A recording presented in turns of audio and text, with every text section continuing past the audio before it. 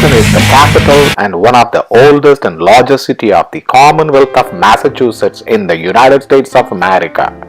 Boston was founded on the Shamrock Peninsula in 1630 by Puritan settlers from England. It was the scene of several key events of American Revolution such as the Boston Massacre, the Boston Tea Party, the Battle of Bunker Hill and the Siege of Boston.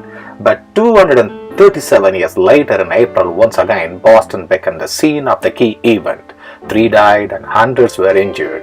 It is the worst terrorist attack in American soil since 9/11. Tamerlane is a 26-year-old boxer and his 19-year-old brother Dzhokhar. These are the two brothers who planted the Cooker bombs at the Boston Marathon site. Dzhokhar was captured alive with the bullet wounds and who's facing the trial right now. The Boston Marathon bombings and subsequent related shootings were a series of attacks and incidents which began on April 15, 2013 when 2 pressure cooker bombs exploded during the Boston Marathon at 2:49 p.m. Eastern Standard Time, killing 3 people and injuring an estimated 264 others.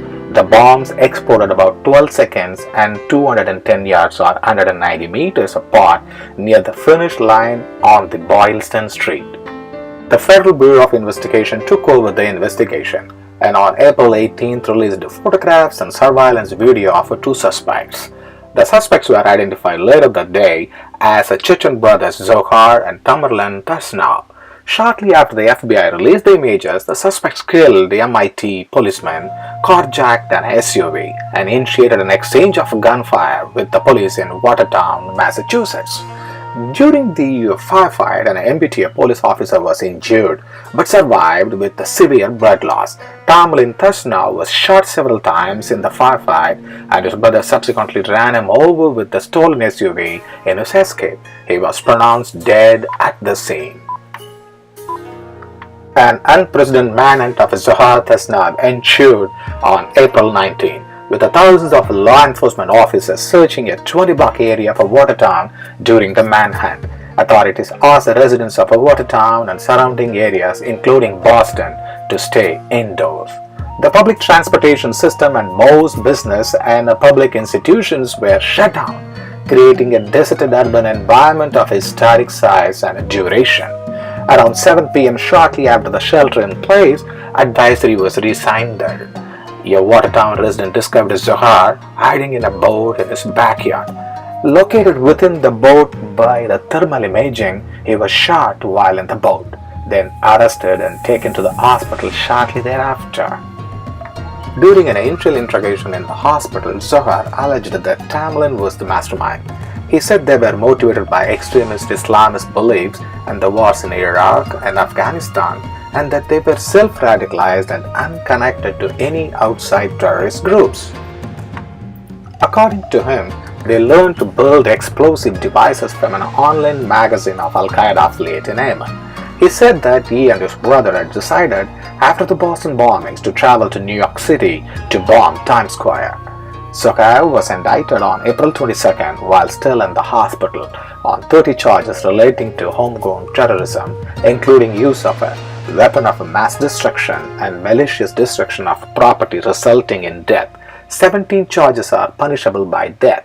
He has confessed to planting the bomb but pleaded not guilty to any of the charges.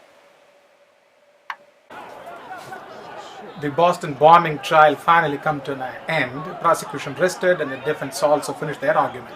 Although defense admitted Boston bomber has actually planted the bomb, but however, while they were defending, they were all the time they were saying that he's not really responsible for planting a bomb. This is all his older brother who is actually instigated him to do it. So what the defense actually trying to do is they don't want him to get the death penalty. Actually, I'm going to side with the defense. As a matter of fact, you know why? It's not that because I oppose the capital punishment. Actually, the American prison system is the one of the hellhole in the world. The worst prison system in the world.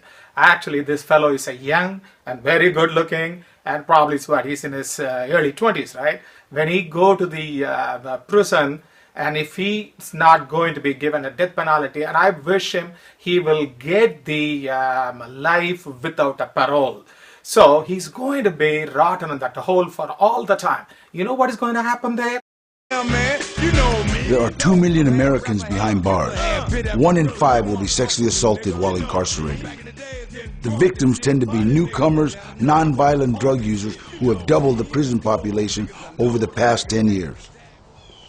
In prison, if you're turned out, you've been sodomized, tossed to the vultures, marked as a punk, forced into enslavement, or made a prison wife. You can be turned out through brute force, or they get you with threats and their con games. In the South, roughly 85% of the prison population is black, 15% white. Most of the victims tend to be white.